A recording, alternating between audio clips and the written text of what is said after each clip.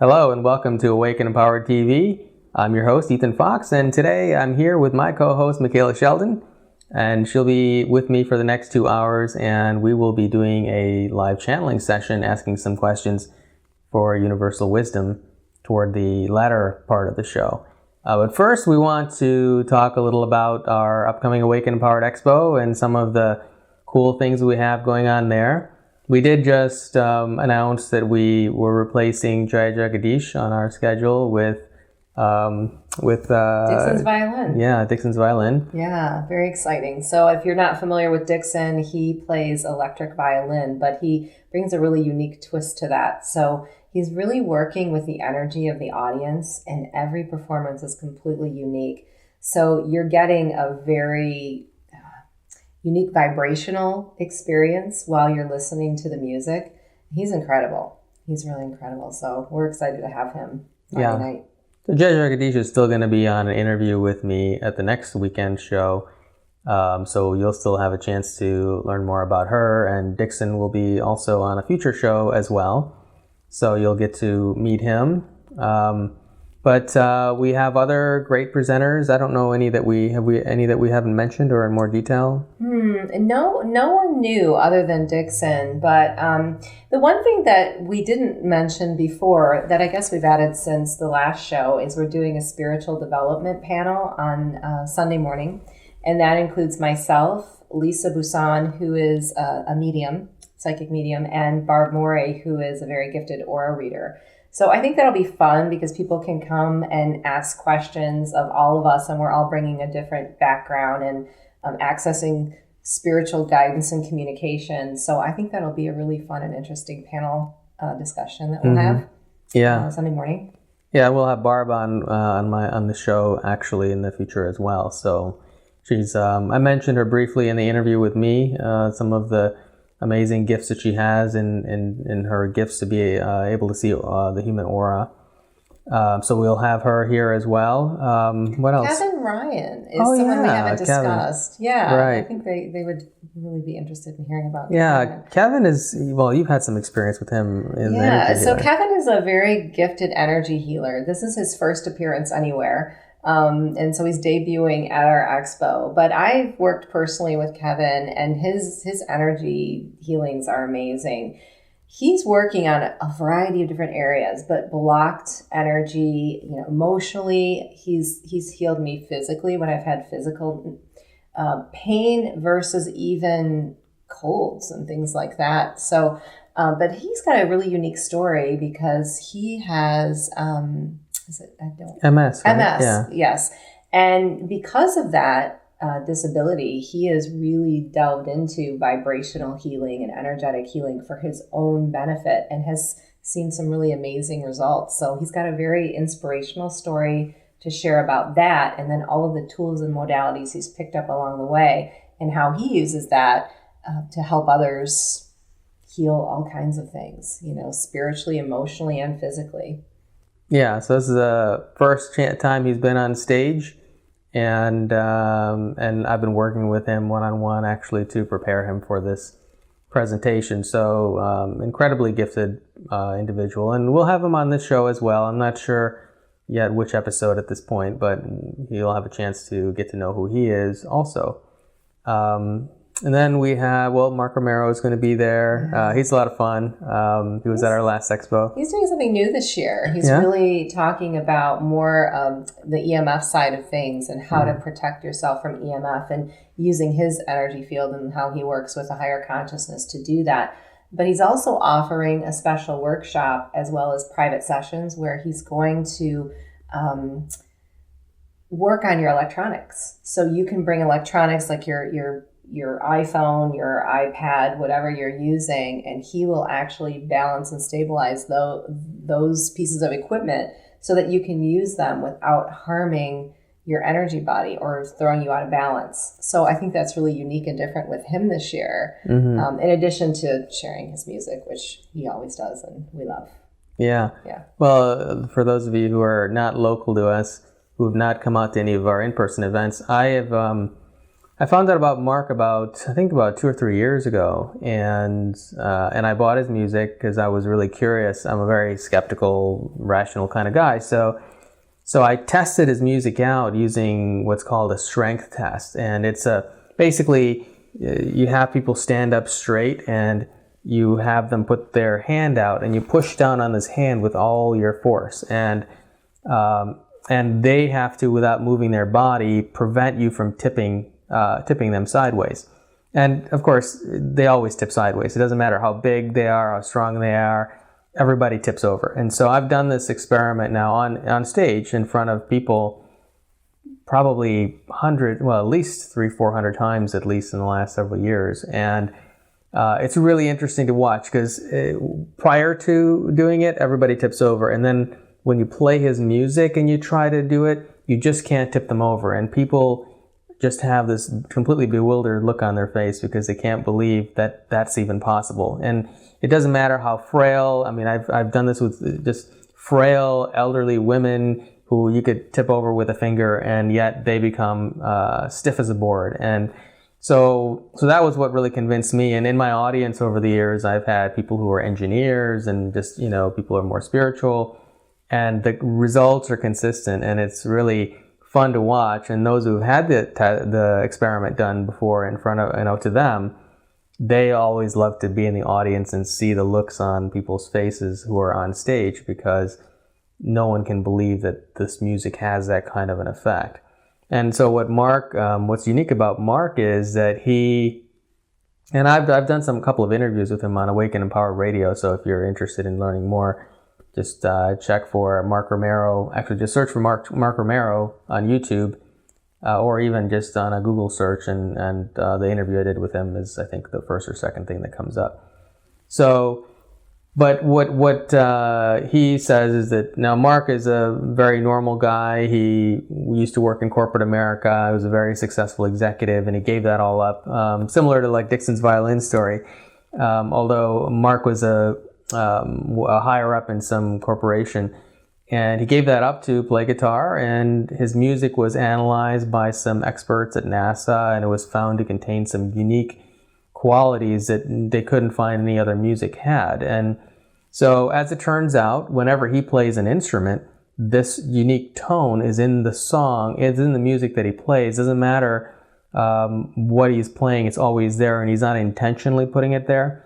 So what we found since then is that there is obviously some kind of higher consciousness that is working through him, and it's putting this energy into the music, and it has a psychological effect, a physiological effect, and a spiritual effect on people. Over the years, we've had people who have used it with at a school counselor who used it with her kids at school who are very emotional, and it calms them right down. Works with animals, and it also helps with health issues and so on, weight loss, quite a variety of things. Basically, what he says is that the reason their bodies become strong when the music is played is because, so right now we're sitting in this room, and wherever you're sitting, depending on what part of the world you're in major cities, there are a lot of electromagnetic fields. There are cellular towers and satellite transmissions and television transmissions. All these things are affecting our bodies, and all of those things are not harmonious with our physical body. So it makes us weak. And what he says, when his music plays, it basically tunes out all those other things and tunes your body to just that one frequency of the music, and that frequency of the music connects you to a higher dimensional energy, and that higher dimensional energy makes your body strong, as it should be in the first place. So that's why everybody tests strong after while the music is playing, whereas they don't before. So it's pretty amazing, and so if you come out to our expo, you'll have a chance to experience that music live, and Mark doesn't do a lot of these live expos and events yet, so that'll be a rare opportunity for you to do that. And he's also got pendants and variety of things, right? What's really neat is he, channels the energy through this consciousness, and he can charge up anything, really, like we talked about the cell phones and that sort of thing. But I have a pendant that I wear of his, And I've often done this trick where I've been in a restaurant and taken my pendant off and had someone, put the pendant on and tested them before and after. And it holds the same energy as if you were listening to the music. And he can do this remotely as well. If you send him a picture of, something in your home or, a piece of jewelry or something, he can charge it up remotely. So. Yeah, and you're very sensitive, and you had problems with your smart meter. I did, right? And Mark helped me a lot. Yeah, he actually charged my smart meter on my home. And I felt a difference immediately. I had very severe ringing in my ears. My smart meter is attached to the wall of my bedroom. And so when I would go into that room, I would notice, I'd hear it all the time, but when I go into that room specifically, it would become very intense. And so remotely, I sent Mark a photograph of my smart meter, and he sent energy to the meter. And I went out and did the muscle testing near the meter. Sure enough, was strong as I could be right next to the smart meter, and the ringing went away. And I felt a lot more comfortable in my own home. But then what I noticed was on the other side of the house was my neighbor's smart meter.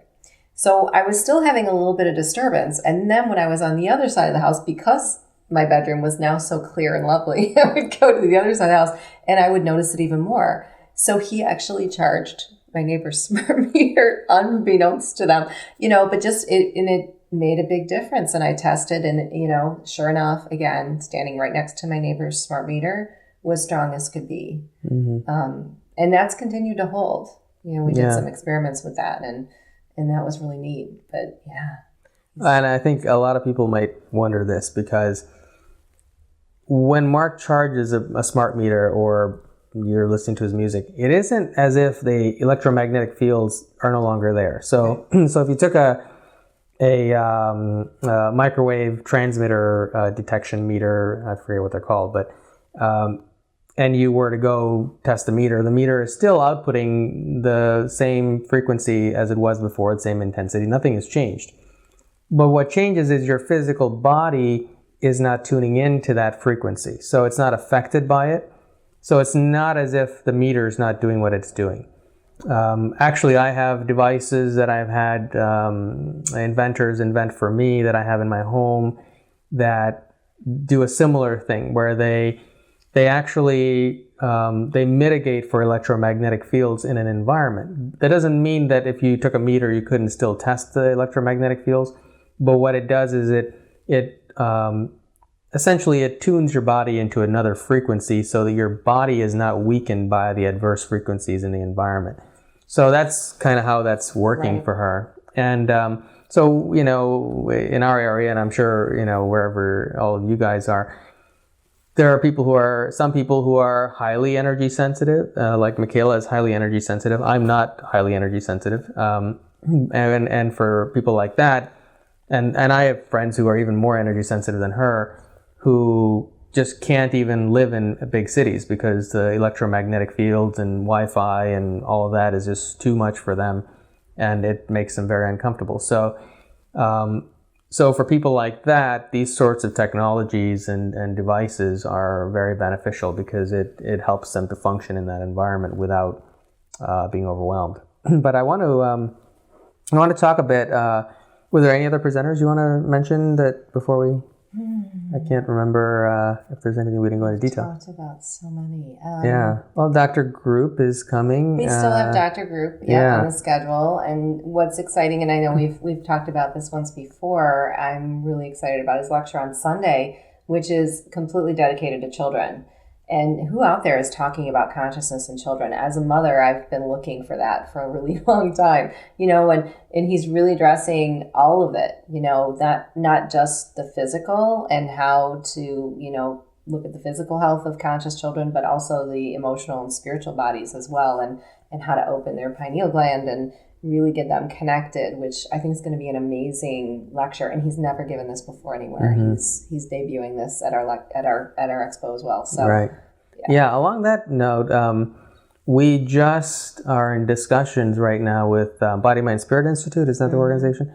They're an online education platform. They work with people like David Wolf for their certification programs and so on. And we've been planning to launch a K through 12 school, basically a school for kids that's alternative, and it's not like anything that's out there currently.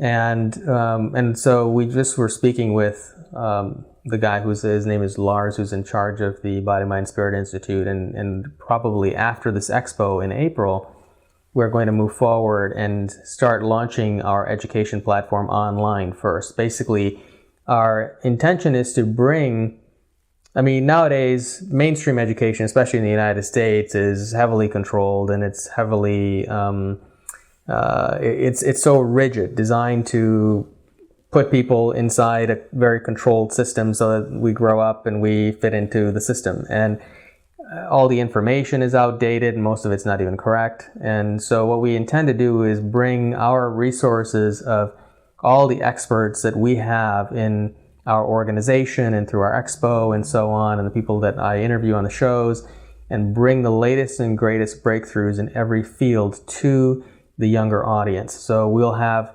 online education from, say, I just interviewed Dr. Sam Osmanagich, and so rather than looking at archaeology that's in textbooks, it's dated and not even correct, we'll bring the archaeologists who are in the field doing the work to the children's classroom through online resources, and actually have classes on ancient archaeology that they can learn from, that we can immediately launch on an international scale. And we're probably going to launch that as a free subscription for the first year or so that we can get as many people to experience that as we can. So we do have that planned in the near future. And then eventually we do plan to launch physical schools around the country as well. But initially that's our next step of the plan. So we do have a huge passion for bringing education and tools and inspiration to kids, and also self-empowerment. So our education program really has a really strong foundation of self-empowerment built into it, as opposed to conventional education, which is really very much the opposite. So we have that coming. Dr. Group is on the Alex Jones Show, which a lot of you probably know, and which the Alex Jones Show is put on by the Genesis Communication Network, which will be one of our expo sponsors, actually. So they'll be there at the expo, and we'll have some things. We'll be doing a lot of advertising on the network. So in the next month, you'll probably hear our expo advertising on the GCN network. So we're really excited to have Dr. Group out here, and Ty Bollinger is also going to be coming out here at our expo, speaking about cancer and cancer cures. And I think that he might have been interviewed on one of the GCN shows actually recently. So we'll have him here as well. But I want to talk a bit about, so right now, as this show airs, there is an eclipse going on, or actually this week, and by the time the show airs, I think the eclipse has already passed. But I just got somebody send me a message yesterday, and he's kind of overwhelmed, and he's never felt this overwhelmed before, and a lot of his clients are canceling last minute, and he asked me what's going on. And I think there's a lot of intense energy, and I know you've been feeling it too, and a lot of people are feeling the intensity of that energy of that eclipse happening right now. And of course, the eclipse, depending on how it hits your own astrology chart, is going to depend on how it impacts you directly. I mean, for some people, it may be a more difficult transition. Other people, it may be something more positive. It just depends on how the eclipse impacts your own natal chart. And typically, you don't have to wait till the day of the eclipse to actually see the effects. You would have already started to see them even over the course of the last month, as we're getting closer and closer to this date. And then eclipses can have an influence that could last a year or more, depending on where in your chart it impacts and what the following eclipses do as well. There's another eclipse coming in September that's opposite the current one, and so it will, however it hits your chart currently, is that other eclipse is going to hit it as well, probably in a very similar way. And so the energy of this particular weekend may continue pretty much throughout the next year.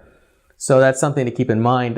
But during eclipses like that, a lot of sudden last minute things happen in people's lives, because eclipses kind of unlock areas of your own natal chart. So if you have something in your natal chart that's either a positive or a negative, and the eclipse impacts that in either a positive or negative way, that experience becomes unlocked in your chart, and you will deal with that experience, whether it's karmic or whether it's a positive experience, and you'll grow through that during that time. So just be aware, a lot of people are on edge, and a lot of last minute sudden things are going to be happening.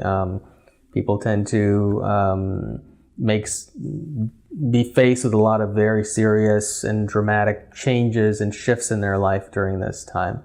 So, and I think, you've even experienced a lot of that yourself. Definitely. Yeah. But, I noticed my clients even this week. Right. Common theme. They're all experiencing major shifts going on in their life. A lot in relationships, and a lot of career path, purpose type of shifts. And that's been the topic of discussion with my clients. Mm-hmm.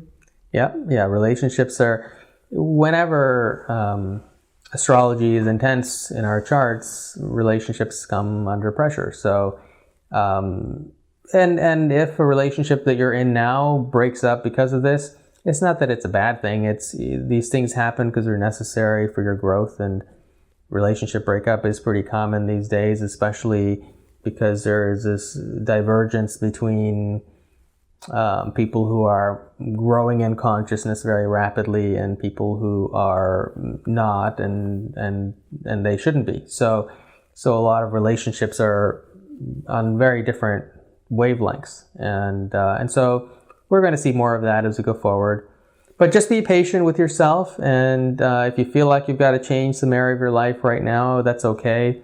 And just understand that everybody is feeling more pressure now to make decisions in certain directions, and that's perfectly normal. Every time an eclipse comes around, just the energies become more intense. Now, the other thing too, and this is, I used to be a trader, a professional trader, stock market trader, futures market as well, and used to teach people how to do this. And in those days, I used to use astrology and numerology to analyze cycles. And like I'd look at the birth charts of the CEOs of corporations and the companies themselves to see what I thought the company was going to do.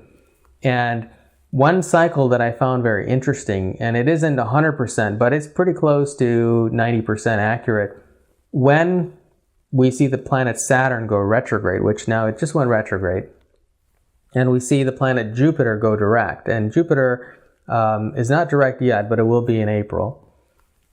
What happens is, now Jupiter is, in a simple sense, it's a planet of good fortune and optimism and so on. And whereas Saturn is almost the opposite, in the sense that Saturn is very practical and realistic and conservative and pessimistic, whereas Jupiter is optimistic. So when you look at it from the perspective of the financial markets, when Jupiter is direct, it tends to be stronger and more influential, where when Saturn is direct, it tends to be more strong and influential. When they're both direct, you have business cycles are pretty stable.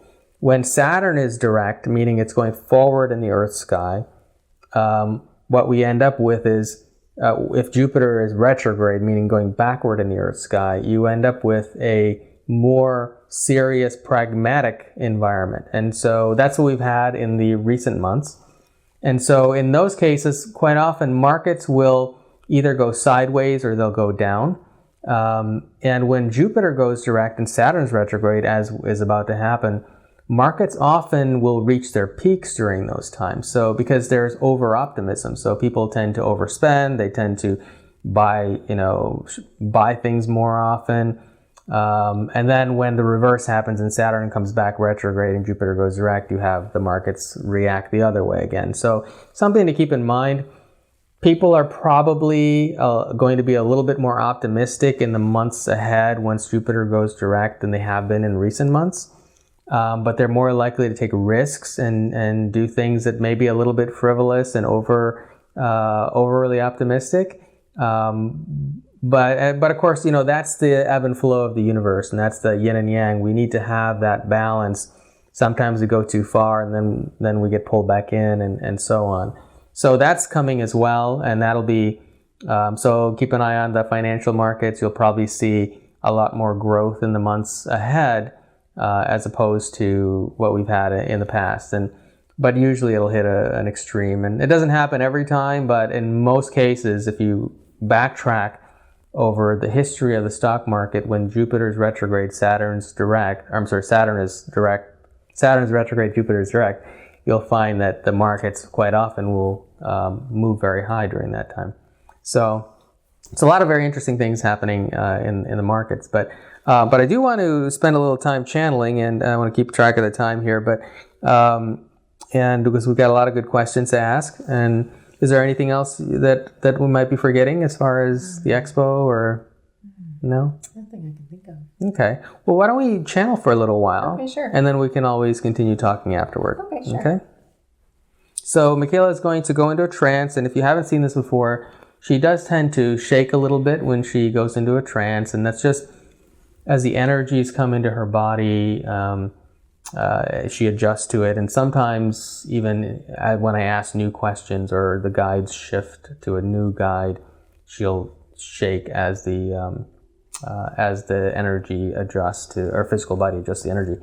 So she'll do that, and so we'll just allow for whichever guide is most appropriate to come in, and then we'll start there, and then we'll go on from there.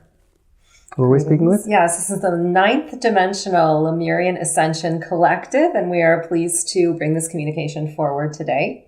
Thank you for joining us, and maybe since you have not been present in this particular show before, maybe you can tell us really quickly what the 9th Dimensional Lemurian Ascension Collective is and why you've chosen to come forth at this time through Micheila. Yes, and we are beings of light, and we are here to assist in this time. And the reason we call ourselves the 9th Dimensional Lemurian Collective is that we are a race or a collective group of beings that are in support of the ascension process through our 9th dimensional energy. 9th dimensional energy is a space of time in which there are many that are accessing higher dimensional realities.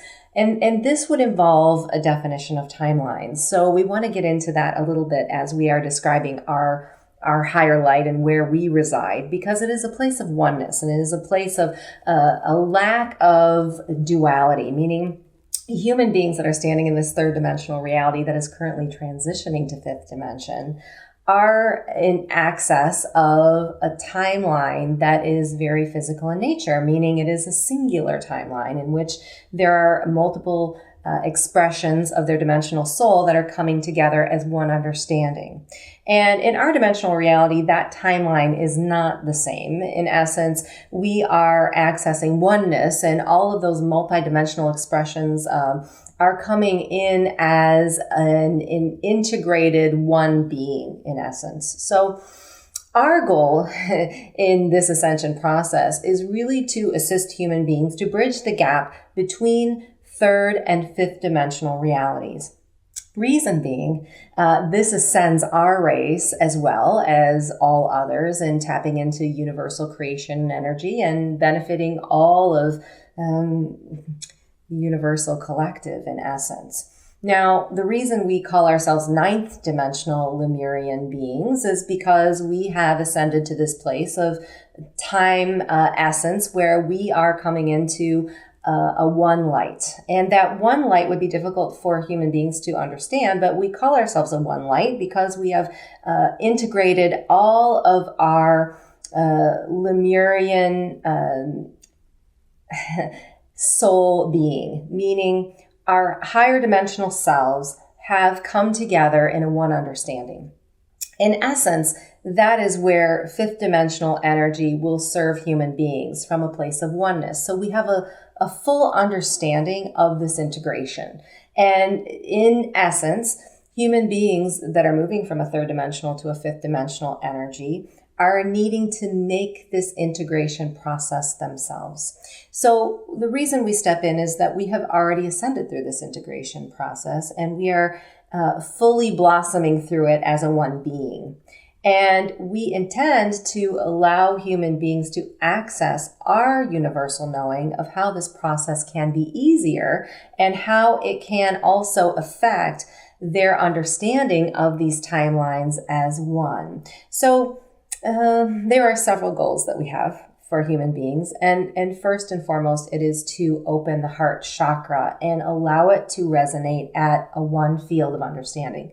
This one field of understanding is a resonant vibration that is equal to that of Mother Earth Gaia. This is important because this is how human beings as a race were intended to be connected. This is how human beings as a race will begin to heal. This is how human beings as a race will begin to create change on the planet as a one being that is benefiting all. Now, second, we want to also address that we are here for your integration of freedoms.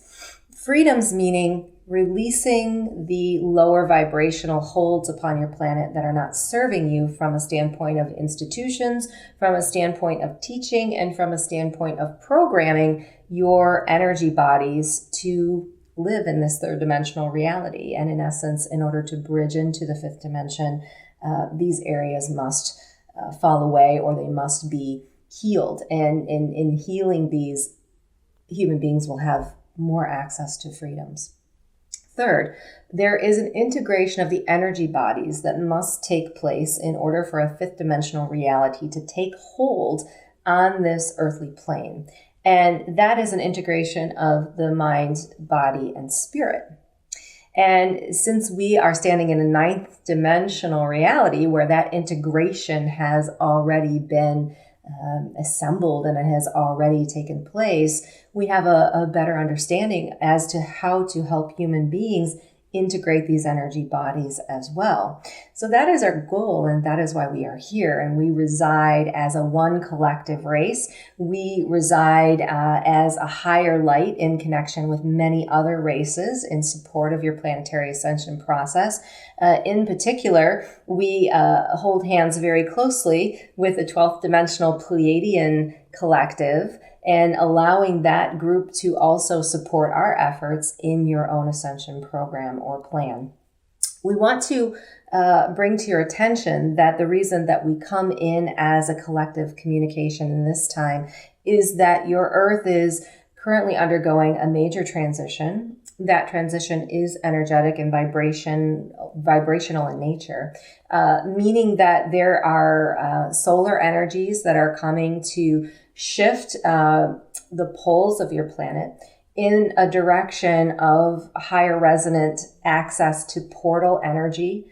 And we will define these portal energies as access points for universal knowledge. So there is an ascension timeline here that we want to speak of, and that ascension timeline is one in which the poles of the planet are currently opening and revolving around an access portal to universal energies. So think of it as expanding your universal knowledge as a one human race.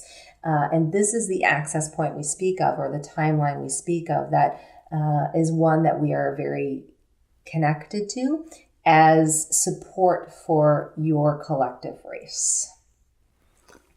So tell us more about, you mentioned that we're in a time of transition, and I think a lot of people are having a difficult time right now with a lot of those transitions that are taking place. And in particular, there is a solar eclipse happening this week, and I've noticed that everyone is feeling a lot of pressure because of that.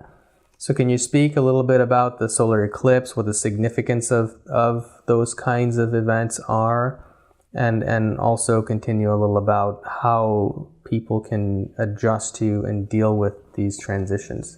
Yes, this solar eclipse you speak of is also a part of this timeline, and it is accessing energies of higher light for your planet, meaning there is a vibrational attraction of magnetic point between the core of Mother Earth and this solar attraction you speak of. And it is one in which your planet is receiving a higher vibration in order to allow human beings to fall in line with this timeline we speak of and open this portal access to new energies, to higher vibrations, to an expanded awakening. Think of it as an expanded access point for human beings to tap into universal knowledge. Anytime that this is happening, my friends, you are shifting as a human race to a higher vibration.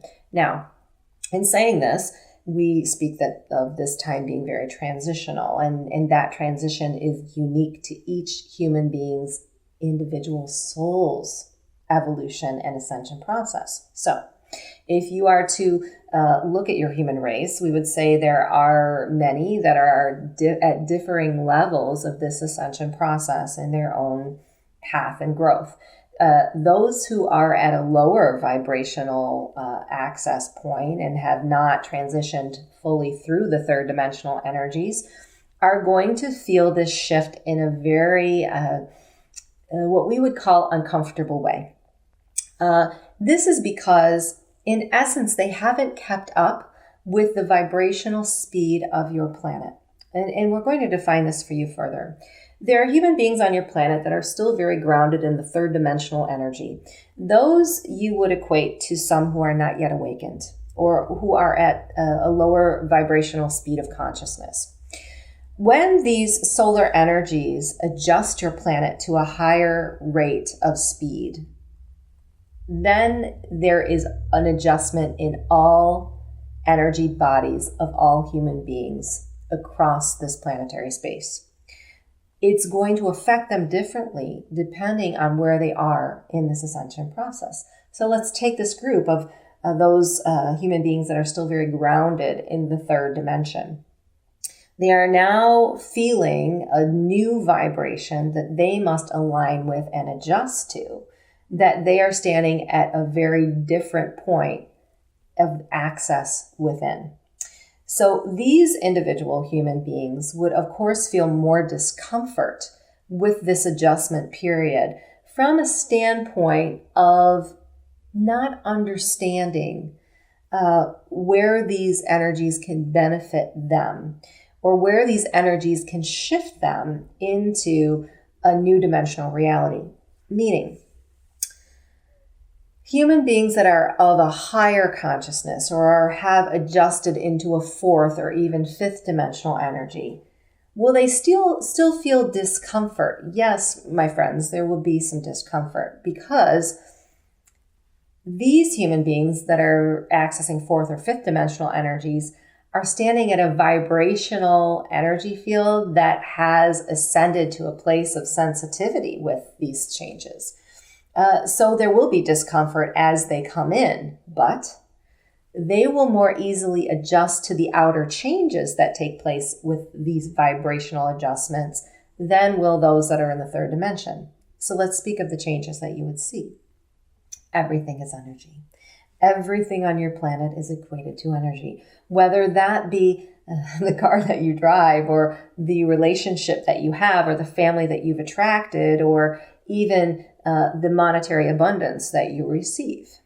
So if everything is energetic, you must understand that when your body is adjusting to a new vibrational speed magnetically to solar energies coming in, for example, everything in your vibrational point of attraction must change. It is going to change in a very fast way, we would say. It must. So those that are not understanding of these changes cannot possibly see them as something that they should embrace or something that is bringing them to a higher evolved state of being. And that is where there is some discomfort on the lower vibrational speed of consciousness upon your planet in those that are still grounded in third dimension. Will those people move into the fourth and fifth dimension? They have to. They must. And they will, but it will take a longer time for them to get there. And the process itself will be a bit more uncomfortable and more painful for them to move into these new areas of vibrational point of attraction.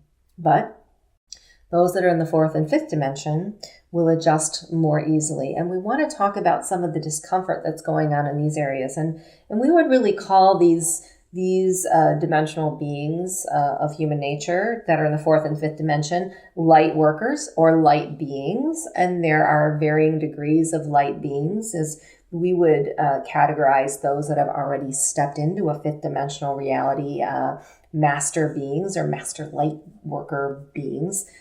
Those that are now adjusting to a new fourth dimensional energy are the new light workers that have replaced these master beings in that level of consciousness. Now, we want to talk specifically about the fourth dimension because there are many light workers that are accessing fourth dimensional energies and have been for quite some time.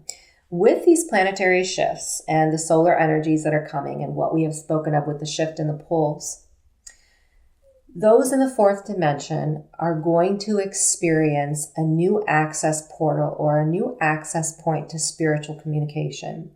Now, when we say communication, many human beings will wrap a definition of that word around their third dimensional understanding of communication, and that is not what we are speaking of. We are speaking more of communication being access to universal knowings. And yes, that communication may show up in some as words that are heard, or some that are seeing visions or pictures, or some that are receiving downloads of information or knowings of information. Fourth dimensional human beings are beginning to really come into a new timeline, a reality where this communication is being accessed, especially in their sleeping hours, we would say, especially in what they might call dream access points that are really just falling in line with this open resonance of earth energy. Oftentimes they may be accessing through communication of another, meaning their portal access is coming as an alignment of other human beings giving them the information that they need, or showing up as tools such as books or programs or teachings that they fall in line with. So those that are standing in the fourth dimensional energies, and we would call you light workers, who have done the work, who have opened themselves to their soul's purpose, look to where you may be feeling some adjustment, especially in the coming, we would say, 3 to 4 weeks with these planetary alignments, to really open that portal access to communication and how that may be showing up for you in your life, and allow that to integrate. There may be some adjustment in the energy body with this communication and with these new vibrations. Some may be feeling illness with this. Some may be struggling with, a reoccurring illness, we would say, those that are in the fourth dimension. And really all that is a purging of lower vibrational energies through the physical body. Think of it as purging karma, and how oftentimes that karma can be felt as an emotion or as a disease or as a physical ailment. And it really is your body just coming into that assimilation of this communication through this access portal. So when we speak of the poles and the poles adjusting, what we're really talking about is a portal access to higher universal energies. And that portal access in duality to you as a human being is your individual portal access opening with these energies in synchronization with the movement of the poles. We are all one with this. We are all connected to this. So we know that human beings like to think of themselves as singular in nature, but really you are one with the universe. You are connected through Source God to all of it. So when the universal energies and poles are adjusting to a new vibration and a new access point, your human body and your human energy field is doing exactly the same. And that is what's happening with fourth dimensional human beings. Those that are standing in the fifth dimension are assisting this entire effort by really grounding it in through their inner being. Because these human beings, who we would call master beings or master light workers, have really integrated this lesson of communication already, and they have accessed these portal energies prior to these alignments coming in, and they hold that space for the others to now adjust. So would that cause discomfort? Well, of course, my friend, because you're healers in this. And as healers in this, you're holding the space and you're allowing those around you to raise to your vibration, and you're adjusting for that as a one human consciousness. So think of it as the fifth dimensional beings or master light beings really feeling the sensitivity here. And we ask that you be patient with this and know that you came here to assist in grounding these energies in, and you are the ones who are multidimensionally connected to the energies that are serving in this time your entire planetary space. When we speak of the heart chakra resonance opening, we speak of the fifth dimensional beings holding that space for the others to now connect to in this time. So where will this all end up in the coming 4 weeks? Where you're headed, my friends, is really a new access portal that's allowing everyone to ascend to the next level, meaning those that are grounded in the third dimensional energies now have an opportunity to understand they can accept and move into a higher dimensional fourth range of communication. Those that have accepted and moved into the fourth dimensional reality as human beings are now receiving a higher access portal to universal energies to accept this communication and move into the fifth. In essence, this portal access is really allowing human beings at all levels of consciousness to take that next step into their own evolutionary process as an individual soul and as a connection to a one human consciousness. And that is where your race is headed when this fifth dimension is fully integrated on your planetary space. Well, I'd like to know, I'm really curious what your definition of the idea of God is. What is God? Yes, we're pleased to provide this information. And God is a one consciousness. God is all. God is universe. God is love. So where we are headed in the ascension process is God. And really that is the merging of all beings. It's the merging of all souls. It is the one consciousness of all of it together.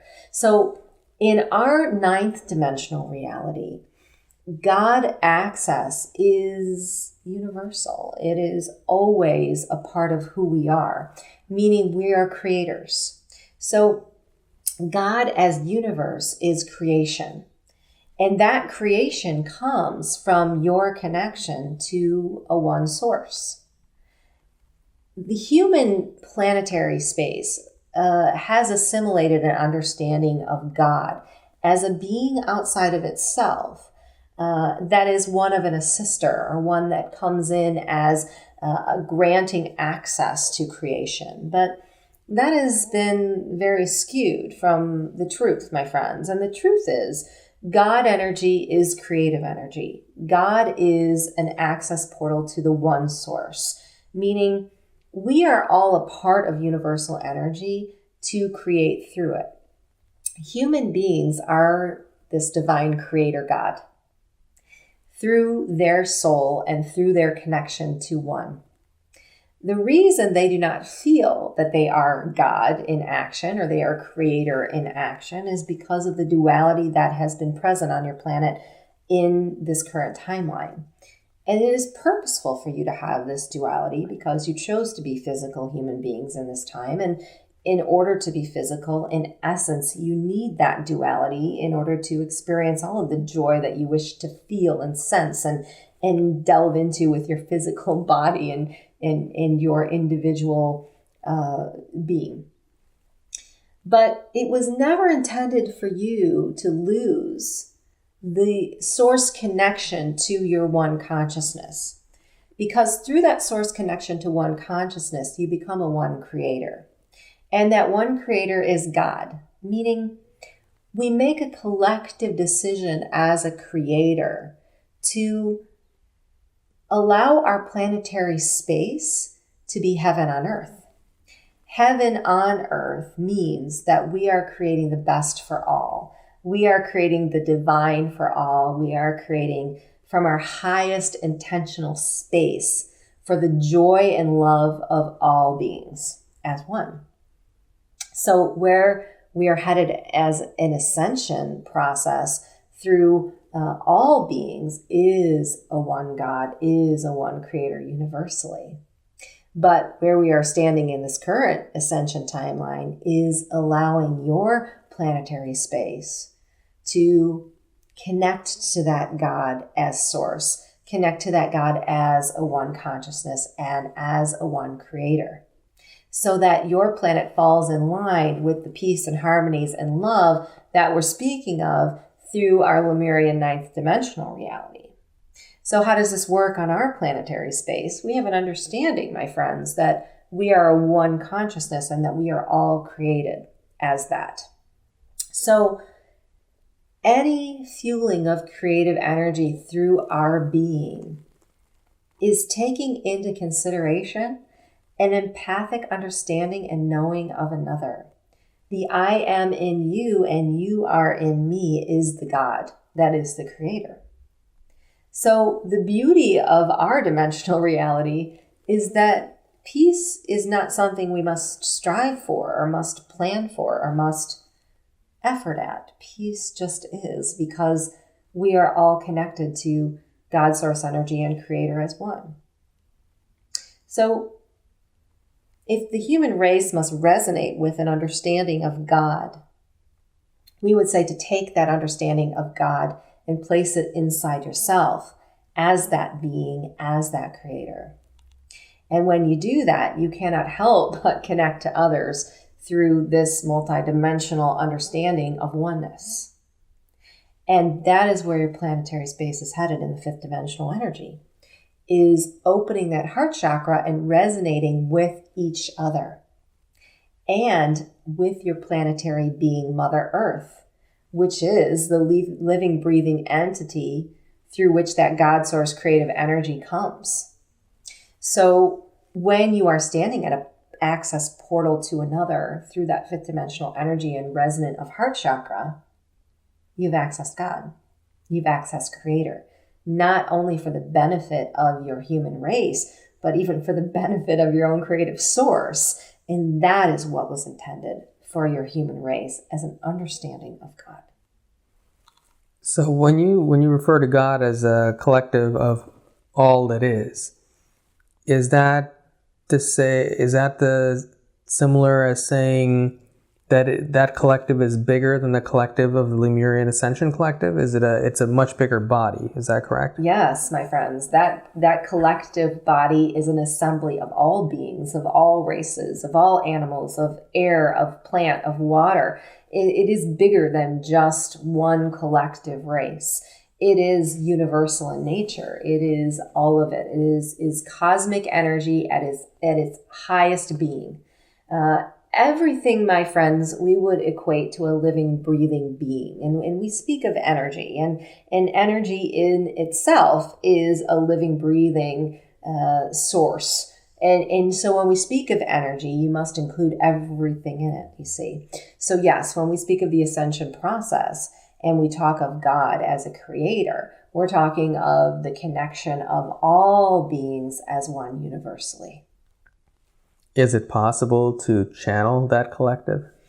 Well, my friends, yes, you can channel the collective universal God creative energy, but you must know that that universal God creative energy is disassembled into many collective bodies at this time, because that connection to source as a universal energy has not taken hold through this ascension process. Now, can you channel these collective beings as a one source God? Yes. In essence, we would say there are many planetary human beings that can channel a God energy through many collective beings coming together to fuel that energy. But in essence, that is not been achieved. You see, that's where we're headed in this universal knowing. So when you are channeling the energy of God, you are channeling universal wisdom brought to you through a collective source of beings. So are you saying that we are already channeling God through, say, your collective source of beings? You are channeling an understanding of ninth dimensional creative source through our being. If you are to channel another group of beings, let us say they are 12th dimensional in nature, they are accessing that understanding of creative source through a higher dimensional understanding. Not meaning that that understanding is different per se than our own, because we all would have the same understanding. There is just more availability to bringing that universal energy into an assembly of communication than a ninth dimensional access point. Well, how is that different if the information is the same, or that you have access to the same information and understanding? What value is there to channel a 12th dimensional collective? There is a different vibration that is coming through that collective understanding. And that vibration is one of an assimilation of Creator as God that is an expanded integrative point or portal point.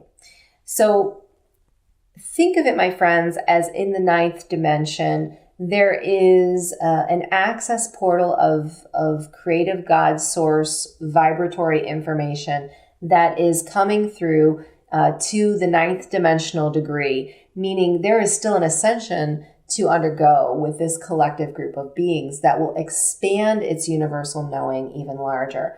In the 12th dimensional reality, there is an access portal or an access point to a full source God energy that has been an integration with all. So in essence, you are speaking to a collective that has ascended to its highest point in this process thus to date. But you need to understand that in the ninth dimension, as Lemurian beings, because of our ascended point, we are able to also access timelines outside of our own. So there is a crossover in the information that you would receive, because in essence, we have an understanding of timelines that is different than your own. So we are able to jump into a 12th dimensional time frame if we so choose and access that portal ourselves. But what we're speaking of here is the full integration of our connection to that 12th dimensional light as one. And that's where universally this tapping into or creative energy becomes further expanded, you see. Think of it, and this is a difficult understanding for human beings to bring into their grounded human reality. Think of it as you as those that are standing in a third dimensional physical reality, you see, they can't possibly access the information or understanding as one that's in a fourth dimensional reality or vibration. Those that are in a fourth dimensional reality or vibration can access communication to outer beings. They can access an understanding or grounding in of that energy or that access portal, because they are at a different vibrational speed and a different timeline than what that third dimensional grounded human being could possibly access. And it's the same in our dimensional reality.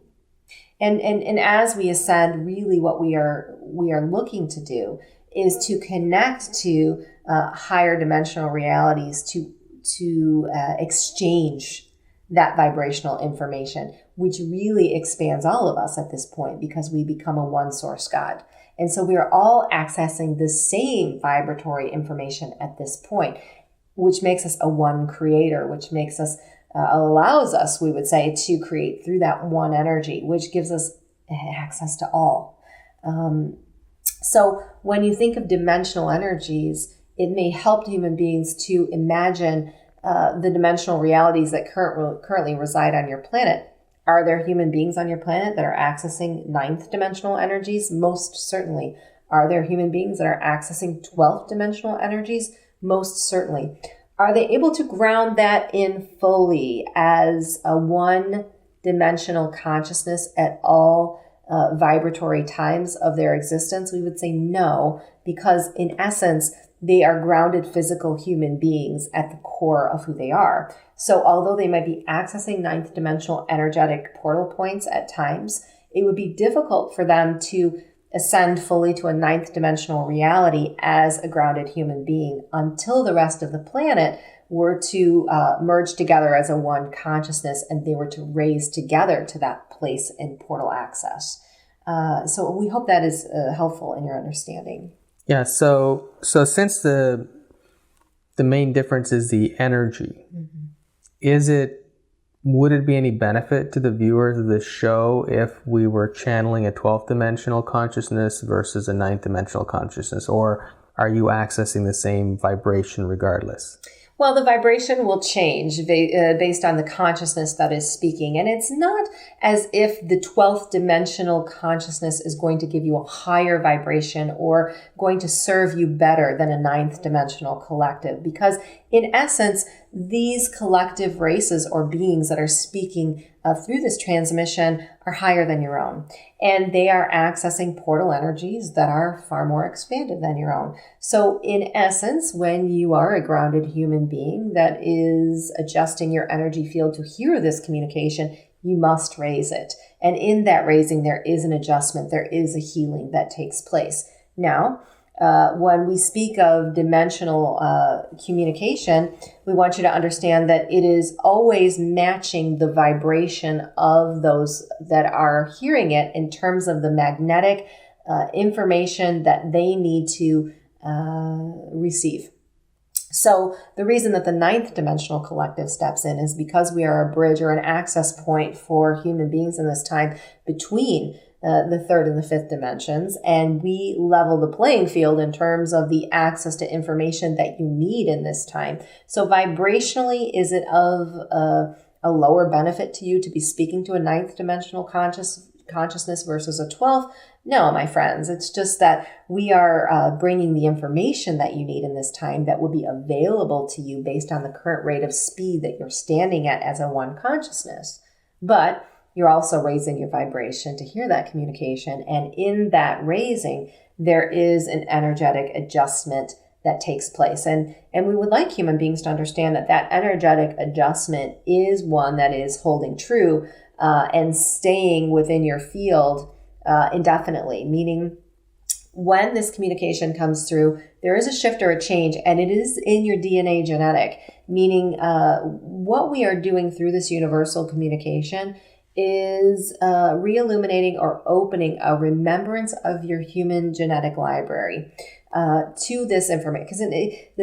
Because in essence, you already know it, my friends. You were born with it. It was given to you. You were created with it. You were a part of it. You are all that ever was, is, and shall be. So it is within your energy field to know this information and to have it. So in essence, it's not new to you. Vibrationally, you're attracting it because you need to remember it in this time. And that is why the 9th dimensional collective steps in through this channel in this time, because the beings that are attracted to this information are at the vibrational speed of light, where they are in need of remembering this 9th dimensional universal access point within their own human DNA genetic. So yes, the vibration is as beneficial as a 12th dimensional collective, but the information that is coming through is tailored to what your DNA genetic needs to now unlock or re-illuminate or open to through this ascension process or through the timeline that you're currently standing upon. Last week I interviewed Dr. Sam Osmanagich, and we talked about the pyramids in Bosnia that he's excavating. I'm very curious, who built those pyramids? How did they come into being? Yes, so there were many gods in this time that were ones that were responsible for moving of energy and vibration in order to assimilate this structure. And you need to know that this structure is special indeed, and it is in an alignment of planetary energies that is one of the access portals that we're speaking of that is going to play a large part in not only your ascension process through the 5th dimension, but really bridging the gap between the 5th and the 9th dimension, we'd say. And human beings may say, well, why are we skipping over these 6th, 7th, and 8th dimensional energies? It's not as if we're skipping over them, but we're saying that through the time and space reality that human beings will ascend from the 5th to the 9th dimensional point, this pyramidal structure is going to play a large part in that evolutionary process. And it is for two reasons.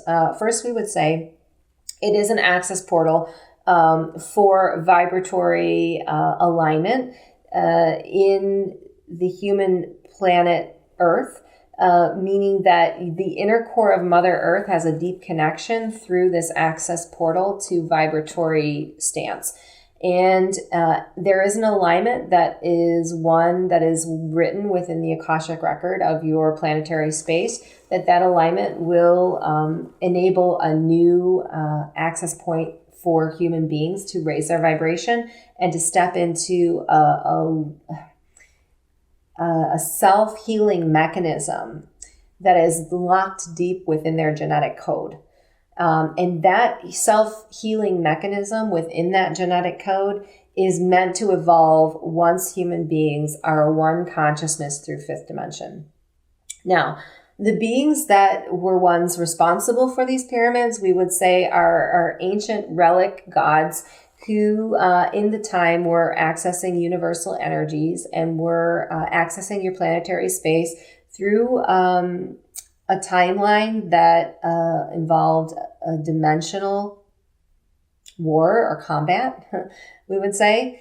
But it was a resolution. There was a resolution here of this contract that was a part of this dimensional war. The result of this war was that a contract was written that the universal timeline was in need of an access point through which it could assist your planetary space. And that's why this pyramidal structure was integrated on your planet. And we will call it integrated because there are many who would say it was built by hand. We would say there was a dual process of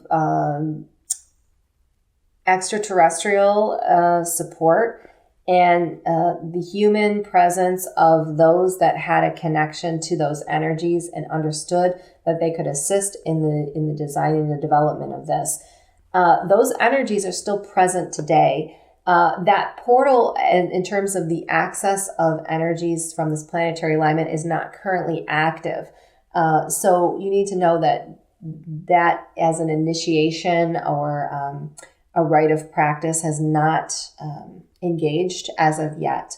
But the energies within this space are still very fluid and still alive with the vibration of that access portal. And in essence, you need to know that the vibration of Mother Earth is still really not on the same timeline with where it needs to be vibrationally in order for this access point to really engage. And we want to explain what that means. Your Mother Earth being is a beautiful entity of its own. You as a human consciousness are connected to that entity. So you are affecting each other. And there is a lower vibration that is present within the core of this living, breathing being. And until the humans that are connected through the core of this being reach the point in their ascension process that they become grounded into the one creative source energy, that access portal cannot be initiated because it's a two-way process between the energies of the Mother Earth Gaia being raising to a vibrational fifth dimensional point and the universal ascension timeline aligning with that point. Now, in the Bible, it talks about, well, first of all, I'm curious, how long ago was this structure built, or did it come into being? Oh, the channel is not getting a timeline. She's hearing 64 AD for some reason. But know that it's not the timeline of years that we like to go by. It's really the ascension timeline that we like to refer to, because human beings have a concept of time that is really not the reality in our dimensional space. So what we look at when we look at time is what is the plan on the ascension timeline, meaning past, present, and future as one.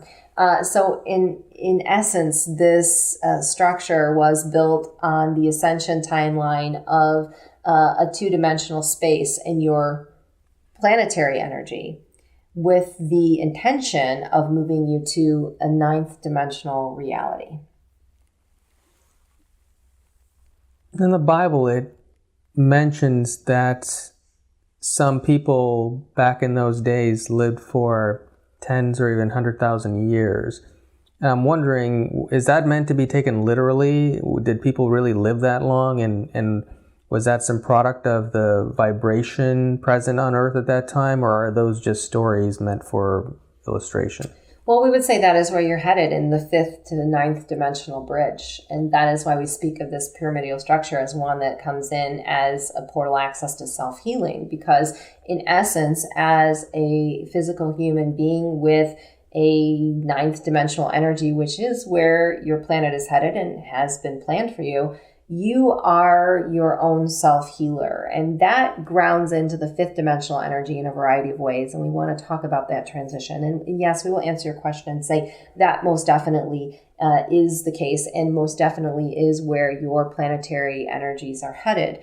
Because in essence, it is possible for human beings in this time to access their inner connection to source in order to ascend past what you would call the aging process, which is what we would call your connection and understanding to your own DNA genetic. Your DNA genetic is really an energetic being within itself that has a self-healing mechanism. And that self-healing mechanism is Source God Creator, as we mentioned earlier. So being Source God Creator, you must know that you can ascend past any third dimensional physical ailment or disease. And all of these physical ailments and disease on your planet are really only a manifestation of your misunderstanding of the integration of the spiritual, emotional, and physical bodies, which is an understanding that will be grounded in the fifth dimension. So in the fifth dimension, the self-healing modalities that come into your awareness or understanding really is what we would call the tip of the iceberg in terms of your adjustment as a planetary space to new practices, new institutions, and new healing ideas. These are coming from the time frame that you speak of in an ancient way, meaning vibration and the availability of sound, the availability of pure energetic form to replace any body that is in a state of imbalance, and accessing these energies through sound, through vibration, through color, through light, even through spiritual energies to heal, are all modalities that will come into a grounded holding space in the fifth dimension. Human beings have to consider that their connection to all of the other human beings upon your planet is going to be critical for holding this understanding and holding these energies to self-healing, because intention is everything. Intention is energy. So if human beings on the planet are intending to be self-healers, they can be self-healers for a short period of time, but they must know that they're always affected by their planetary space, by the dominant rate of consciousness upon the planet. And the ability to hold and ground in that understanding and those energies goes beyond just your individual intention, because in this time you are fusing a new or renewed connection to each other as one.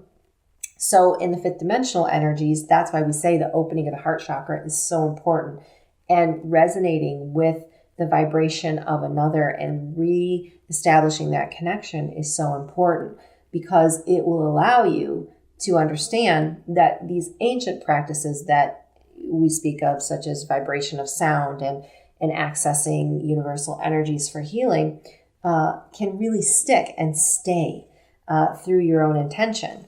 Because as a human consciousness, as a one human consciousness, the race must evolve as a vibration that can hold that understanding, you see. But in the ninth dimension, and as you transition through the timelines we speak of as the sixth, seventh, and eighth dimension, that's where this alignment with the pyramidal structure we speak of really comes into play, because the consciousness of your planet will be ready. And when we say ready, what we mean is that connection through the heart chakra, which is so imperative, that falls in line with the resonance of Mother Earth, will facilitate the access point to hold your intentional space as a self-healer. And no longer will you need to really rely on these modalities outside of yourself. And that's really what's going to go on in the fifth dimension, is a lot of these modalities will come in as tools outside of yourself. And you're seeing some of these on your planetary space as the vibration of sound, as we mentioned, as blessings of water or structured water, or as healers stepping in and accessing consciousness bodies outside of themselves, or higher vibrational energies to channel through their body as healers. And these, you can see, are all falling into a duality of singular human beings. And that is where the fifth dimensional energies will serve your planet, because intentionally and through the connection of your heart chakra, the human race will really ground in these understandings of healer and healing through natural sources. But in the fifth dimension, they will still be outside of self, and the integration to bringing those energies in as creator is where we're saying you'll step into fully in the ninth dimension. And that's the bridge you'll be walking through many of these transitions we speak of in the access portals of the timelines, and in accessing these planetary energies through these portals to adjust and raise your energies in addition to your own ascension process. Now, I'm curious about human blood. I know that human blood is very similar to chlorophyll, the main difference being that I think chlorophyll has magnesium versus human blood has iron. And there are some theories that in ancient times, when human beings used to live for thousands of years, that our blood was actually chlorophyll, or more similar to chlorophyll. And so I'd like to know what you think about that, first of all. Yes, we'd agree with that statement, and we would say that in essence you are created in the likeness of a plant growing out of the soil. So your soil is the Mother Earth Gaia being, and you are attached to that Mother Earth Gaia being genetically through the roots of your chakra system, the roots of your energetic system.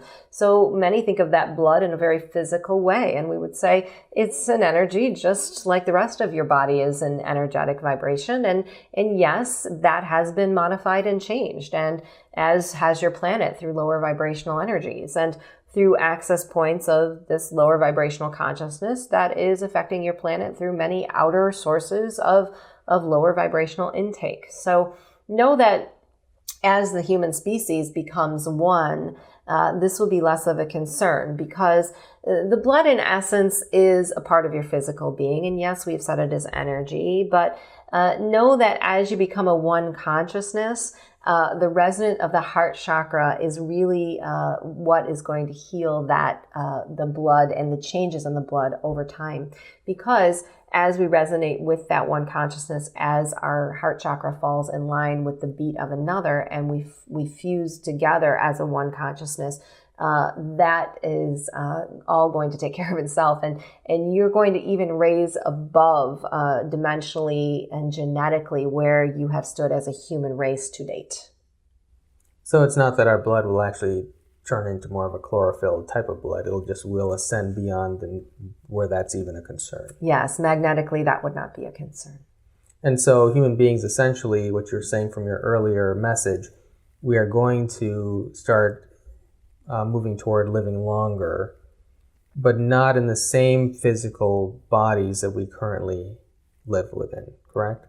Well, it will be twofold. So we would say that in the fifth dimensional reality, you will see longer lives in the physical bodies that you have chosen to incarnate in. That will, of course, be an individual soul decision, but will be fueled by a collective effort of changing the DNA genetic strand through vibration. So there will be a longer lifespan as a human being in the fifth dimension.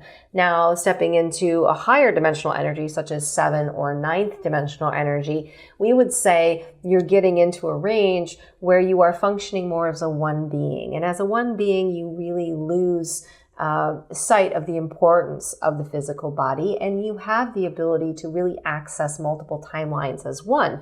So imagine the fun here, my friends, when you realize that you are a multidimensional soul expressing itself in many realities, and how you could tap in and access that to your liking. In those time-space realities, the physical body that you're standing in as a one soul becomes less of the focal point for you, and you become more enveloped in the joy of your multidimensional existence. So is there any benefit to human beings consuming foods that contain chlorophyll or even liquid chlorophyll or wheatgrass? Does that actually help us to slow down our aging or even reverse it? We would say yes in this time, but we would not equate it necessarily, we would like to say, to health or well-being or longevity, because you need to understand that everything that is put within the physical being as an energetic is going to be the amount to which it is resonating through that energetic. So we can say, yes, would you live a longer life if you're placing higher energetic substance into your physical being? Well, of course, my friends, it's going to equate to your physical outer representing the inner. But we want to speak more to the energy here, because those that are looking to those sources to use for longevity are essentially changing their vibrational state.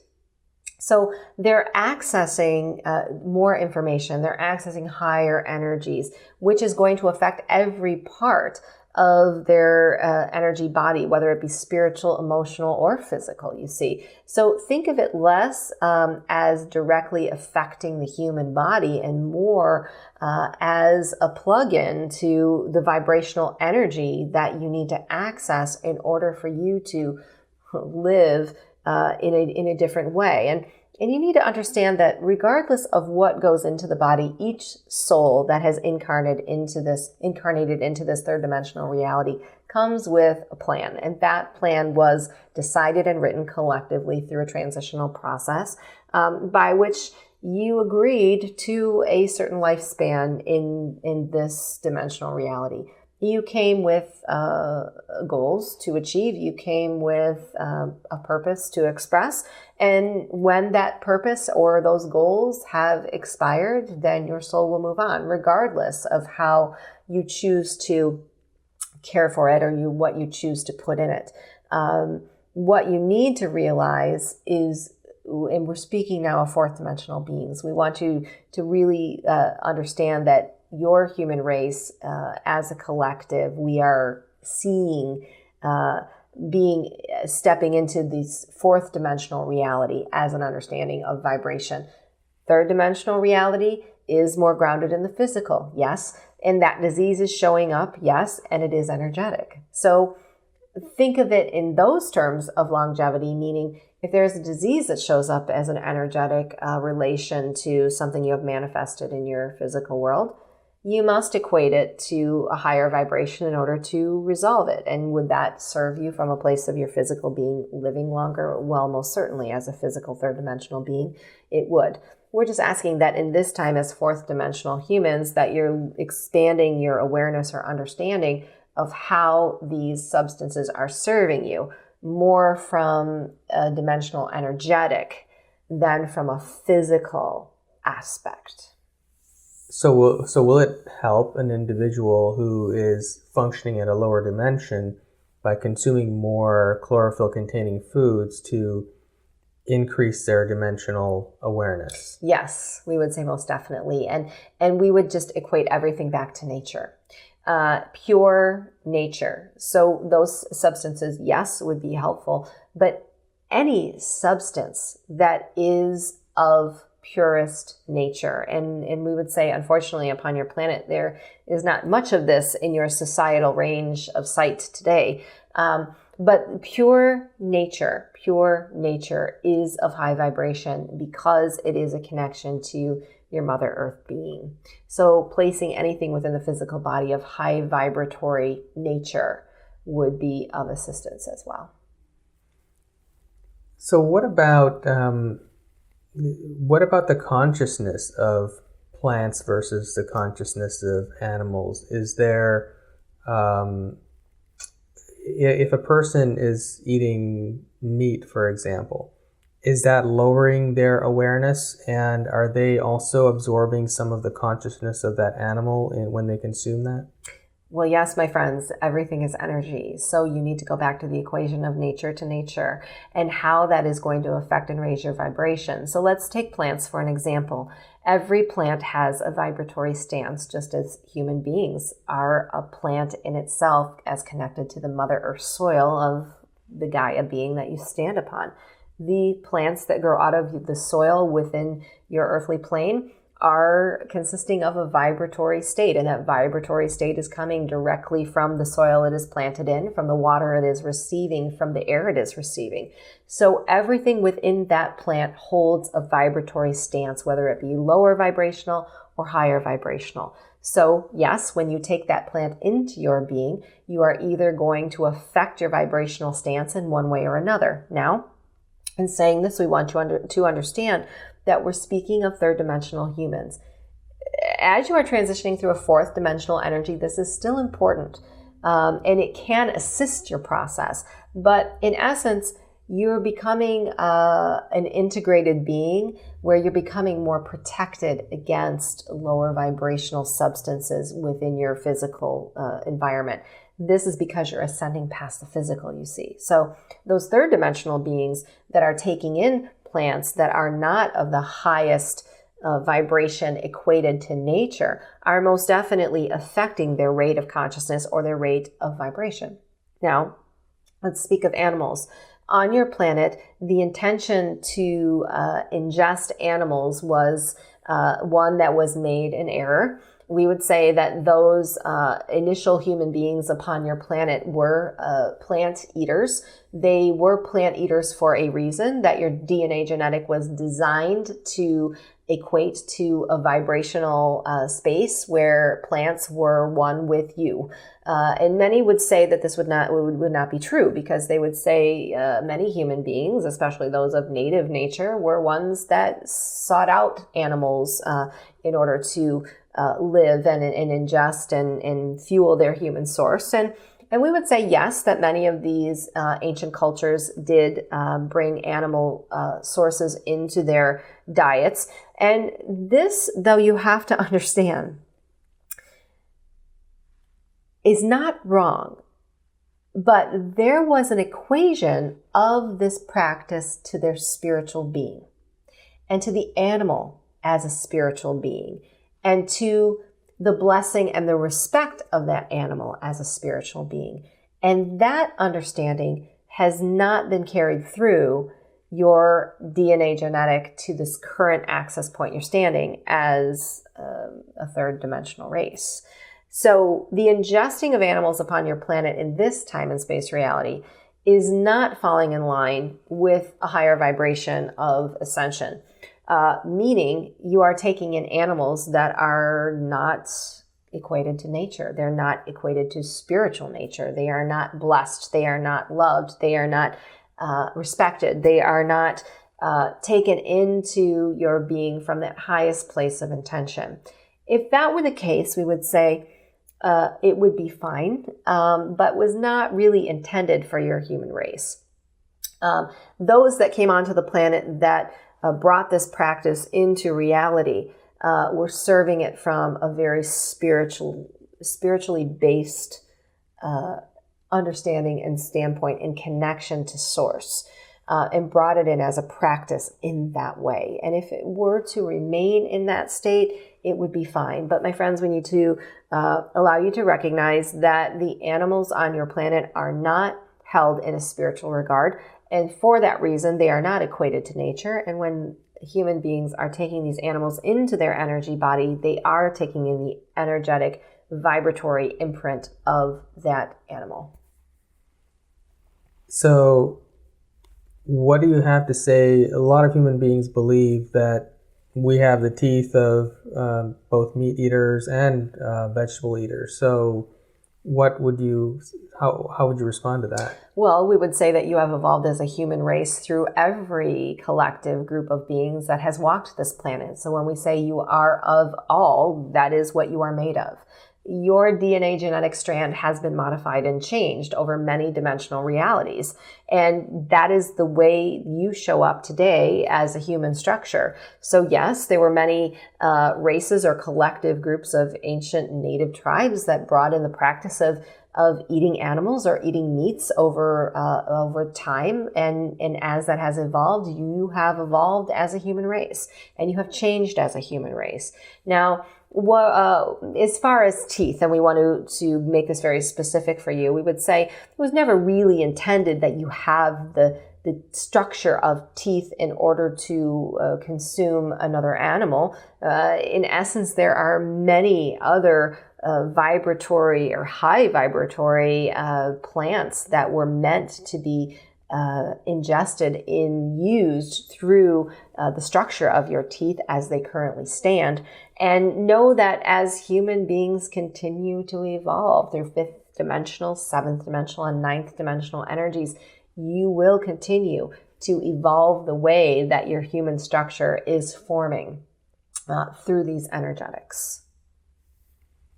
There are a lot of people in these various revolutionary movements toward a better future and moving toward the 4th and 5th dimensions. And a lot of them are on this network and will be on this network in the future. But one of the challenges that we experience as human beings in this world, and that even on this network that we'll probably experience, is how do you know as a human being who to align with or trust or to follow the words and guidance of in this movement when it's really hard to tell who is of the highest integrity and consciousness? Yes, St. Thomas steps in to answer this question, and he's pleased to bring forward this guidance because many human beings in this time are finding that they are standing at a resonant energy field that is different from another human being. And in essence, your planetary space is very unique in this way, in that human beings are evolving at a differing pace of vibration. So those that have ascended to a place where they are ones who are now carrying the torch, meaning they are bringing forward the new light, they are bringing forward the new vibration or holding that and carrying that for others, do have an inner responsibility to connect in a way that they can assimilate an understanding of whether those around them that are also carrying this torch are doing so from their highest light and doing so from a place of centered source creator. So what we are going to tell you is a very simple technique, and that is really to use your own creative gifts to their highest extent. So many in this time that have assimilated the 4th and 5th dimensional energies have a heightened sense of intuitive energy access, meaning they can step into the energy field of another and immediately sense or feel whether this person is one that they should be connected to. Because in essence, the vibratory difference between individuals is so high and so pronounced. And those that are stepping into these new energies are such in a heightened sensitive state through this transition that it would be very easy for them to tap into their own guidance. The only problem here, my friends, is they are not intentional in it and not believing of it. Now, we're saying this in a physical standpoint, meaning anytime you are in a close proximity as a light worker to another human being, your energy body is always reaching out to theirs in order to assess and evaluate how you attract or how you repel that vibration. Now, in essence, you're always adjusting to it. As high vibrational beings of light and healers, you're always adjusting to another's energy field, meaning you are either bringing the healing to raise them to yours, or they're bringing the healing to you to raise to theirs. And you will be able to tell, my friends, through your extrasensory as to how that is occurring and what is going on. But we also ask you to really tune in this time to your inner knowing and your inner sight. Because those that have stepped into this fourth and fifth dimensional reality we speak of have already integrated that knowing and that access portal. It's just that they're still bringing some of the third dimensional programming with them that blocks them from accepting it as an automatic integrational place of decipher or deciphering their own energy. So what we're asking you to do is, if you're struggling over a decision, look at the programming that you're bringing in that's questioning whether or not you already know that person is of a high vibrational speed. And if you are needing to look for outer cues, what we would tell you is this: that anyone who has stepped into the fourth and fifth dimensional energies and has grounded in that understanding with a full open heart chakra connected to another is never going to bring information from a lower vibrational stance. Meaning, look at the communication, look at the words, look at the tone, look at how everything that person is putting out into the world is an energetic vibration. And that is how you can evaluate in the physical world if you cannot rely on your inner source guidance and your extrasensory. So let's use an example of this. If there was a light worker who was coming to you and said they had a new idea, and this new idea was going to bring a new technology into the world that would manifest and allow us to access free energies. And the communication wrapped around this energy was one that was using others' ideas and putting them in a place of shame or blame. Or the communication was put out in a tone that was not consistent with love, or was not consistent with a high vibratory place of peace or hope. Look very closely at the words. Look very closely at the way this technology or this idea would be communicated. Look at how it would benefit the human collective as one versus a small collective group or a one source consciousness. So anyone that is working within the fourth or fifth dimensional energy from the highest place of vibration is going to bring an idea through as a basis of oneness, as a high vibratory communication without any regard for any other attachments outside of this idea. And that would represent from the highest place of purity in that vibrational communication. You would feel that vibrational communication with every bit of your extrasensory being, and you would know it within your open heart chakra, whether or not you're resonating with that energy. Trust that, my friends, because it is bigger than you know, and it was given to you through your DNA genetic as a tool in this time to be able to evaluate these types of situations. Now, I want to talk about, you said earlier that, and I just want to clarify, that human beings came to Earth with a particular plan. And we can't really extend our lifespan, for example, by eating foods in different ways. So it doesn't really matter whether we eat hamburgers and fries or we eat chlorophyll and are vegetarian, raw foodists, for example. We're still going to live the duration of the life we came here to live regardless. But the main difference is if we're a third dimensional being, by eating more nature, foods that are more natural from nature, higher vibrational foods, is going to raise our consciousness level. Is that basically correct? To sum it up? We want to explain this differently, and this is the ninth Dimensional Lemurian Collective stepping in to answer this question. The human consciousness, or the human race, was given the gift of free will choice. That free will choice is often misunderstood because many think they have a free will choice and how their soul expresses its actions, and they are choosing one direction versus another. And we would say oftentimes that is just an expression of your soul that was already written. Where the free will choice comes in, my friends, is how you decide to jump on board with this ascension process, and how, as a one human consciousness, you choose to integrate that ascension process and that timeline. So oftentimes, a consciousness will come in and speak of the ascension timeline being skewed, or the ascension timeline being manipulated. And that is through this free will choice upon your human planet. So when we speak of these foods and eating hamburgers and lower vibrational sources, in making that free will choice through your soul or through your consciousness and your vibrational rate of speed, you are affecting the timeline or the ascension process, because in essence, you are affecting your own vibration.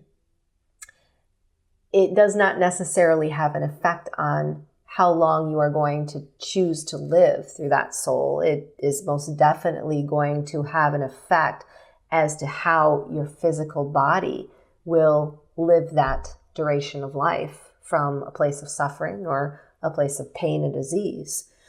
It's all energy and it's all vibrational. So when you choose to bring in those lower vibrational sources, know that you are making a free will choice to skew your own vibrational stance and choose to suffer through the duration of your physical life, or whether you're choosing to skew the ascension timeline for the human race as a whole. And we're not blaming you for these free will choices, and especially those that are still grounded into the third dimension, because we need you to understand that this manipulation of the timeline we speak of is really coming from this lower vibrational consciousness that has accessed your planet through your own human consciousness, through the fragmentation, really, of the human race as what was supposed to be a one consciousness, which is now not a one consciousness, and accessing your vibration through many lower vibrational substances, such as the food you speak of.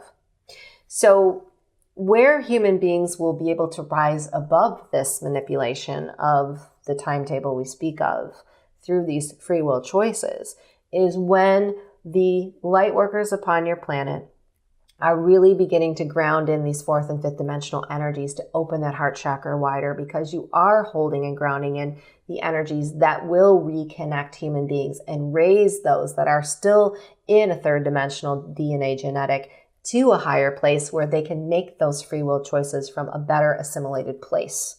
And that is what we speak of through that definition.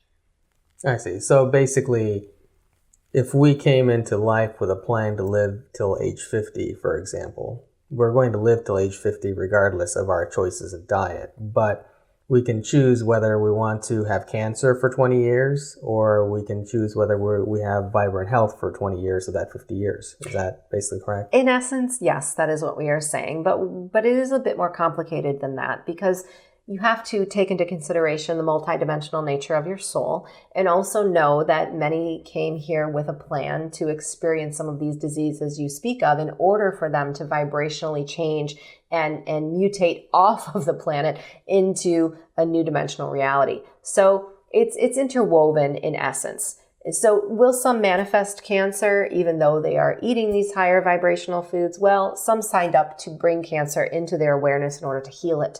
Some signed up to bring other diseases into their body or into their awareness in order to purge karma for the entire universal collective, or to experience another through that disease in order to heal it. And it's so interwoven with the thread of human consciousness that it would be difficult to quantify this in every single circumstance. But as a one human consciousness and where you are headed through the ascension process, we would say that understanding is correct. And we would say, yes, the degree to which you are choosing to bring in a lower vibrational substance into your energy field is the degree to which you are choosing suffering, and the degree to which you are skewing or slowing the ascension timeline. Okay. I'd like to switch gears a little bit and ask a different question. There are chemtrails that are being sprayed in most major cities around the world nowadays, especially in the United States. Can you tell us what exactly that is, and what is the motivation behind the people who are doing it? And who's really behind that? Yes. So this is going to be a difficult question to answer because there are many. And we would say we want to bring your attention back to this lower vibrational consciousness we speak of. And the consciousness essentially is an energy. And that energy is present on your planet as a portal access for lower vibrational beings to create through your energy. In essence, the reason that they are attempting to skew this timeline is because when you step into this 5th, 7th, and 9th dimensional energies, you become that connection to source God energy that allows you to create as a one consciousness, that makes this planet a recipe for higher vibration that they are not able to create through. So in essence, they are trying to access your timeline. They are trying to use the timeline of your planet as their own to create through. So this is a lower vibrational consciousness of beings that does not have the same DNA genetic connection to source that human beings were created with, but saw an opportunity here to create through your energy. Now, of course, the ones that are doing this work of the spraying of chemicals are human beings upon your planet, but those human beings are deeply connected through the vibration of this consciousness, and not necessarily by the fault of their own, but through many of the activities that have been brought forward earlier through free will choice of lower vibrational activity, and not allowing their vibration and consciousness to raise to the point where they are able to see what they are doing. In essence, they are being manipulated as well. There are many families, we would say, that are involved and have a distinct knowing of this lower vibrational consciousness and how it works. The reason that they are involved is because they are also privy to the understanding of one source God creator and how a one human consciousness could make a dramatic change upon this planet. They are seeing this planet as a playground of their own. They are seeing this planet as a place where they are able to take charge and create through energies of their singular family being. And in essence, when that one human consciousness is forged, these activities can no longer take place, and the financial abundance that these families are receiving through this lower vibration would not exist. So in essence, it's a multifaceted angle that we're bringing into understanding here. Now, the reason that these chemicals have been chosen is really because of many of the solar energies we spoke of earlier. And solar energies have been explained as something on your planet that is not good.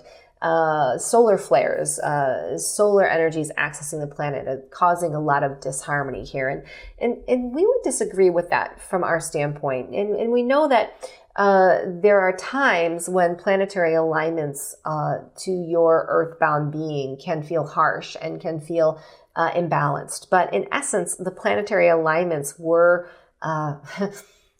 they're your evolutionary time clock. They are what makes this timeline tick. They are what brings the vibration to your planet to heal it. So there are some that know that solar energies are serving you, not only from a place of ascension in that timeline, but also from an access point of pure and total balance with planetary energy.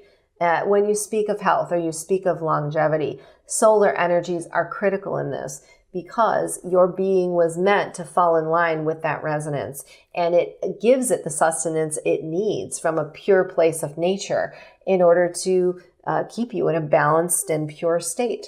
So in essence, these chemical sprays, what they are doing is they are blocking the earth being from solar energies, and they are also manipulating an access portal for your planet to multidimensional energies. And that is through your being out of balance or out of alignment with connection to source.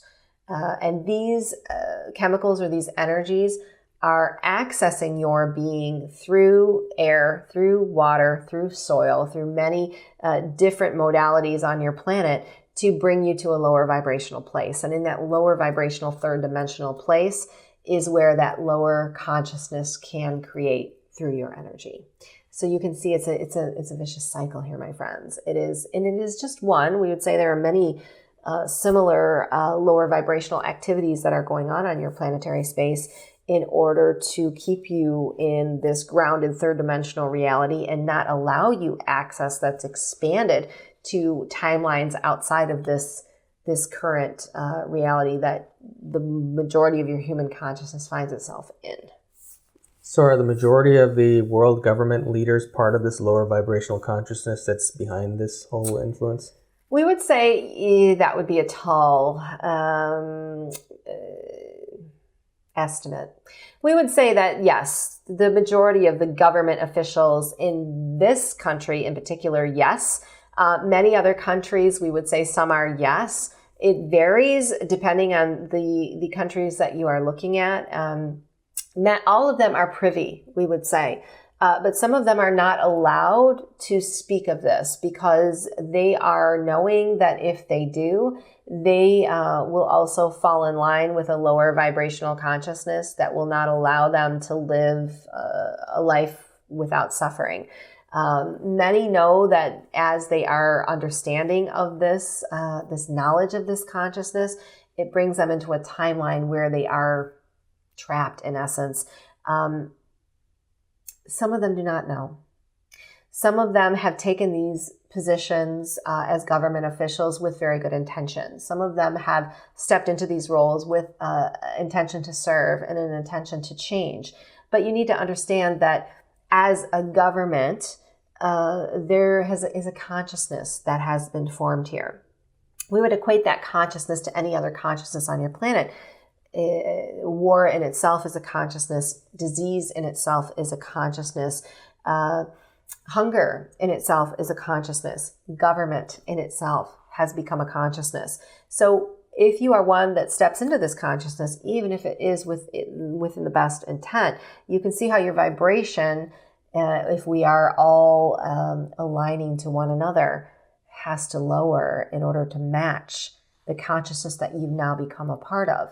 So as your consciousness has lowered and your vibration has lowered, you become less aware of how you are creating through your energy. And so we would not say that all of the government officials are to blame for the access point that they're finding themselves standing in, but most certainly are genetically changed once they step into that consciousness, unbeknownst to themselves. I'd like to speak with Mary Magdalene, please.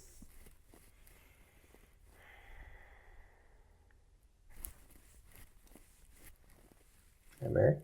Greetings. So can you offer some advice to light workers, especially in this particular week, who are having a lot of challenges with the eclipse and solar activity and having a lot of difficulty in their relationships? Can you offer anything about that? Yes, we can. And we would say that this planetary alignment in particular is for your highest good.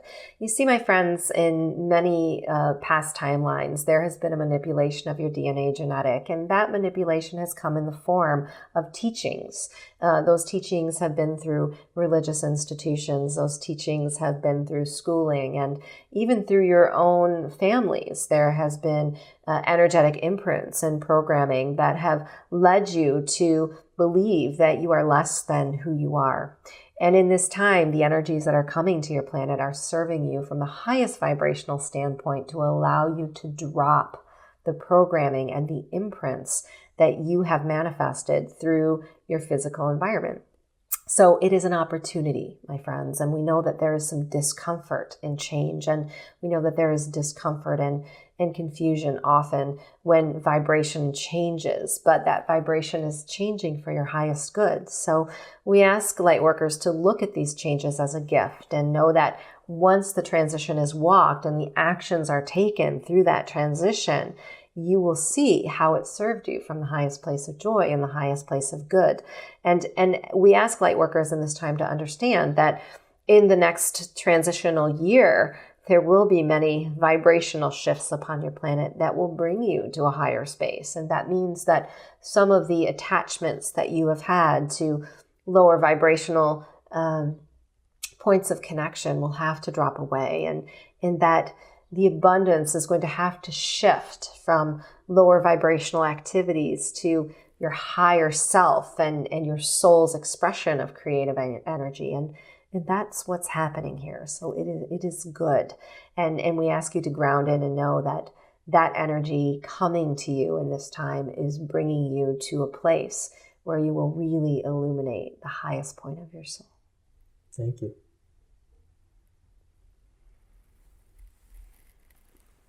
That was great. Thank you. Oh, you're very welcome. So that's it for our show today. Thank you for joining us. And we'll be back next week with an interview with Jaya Jagadish, who is a Spirit Voyage recording artist. Beautiful music. You can look her up online, and she just came out with a new CD, I think. So we'll see you next week, and I hope you'll join us at our upcoming Awaken Power Expo this April.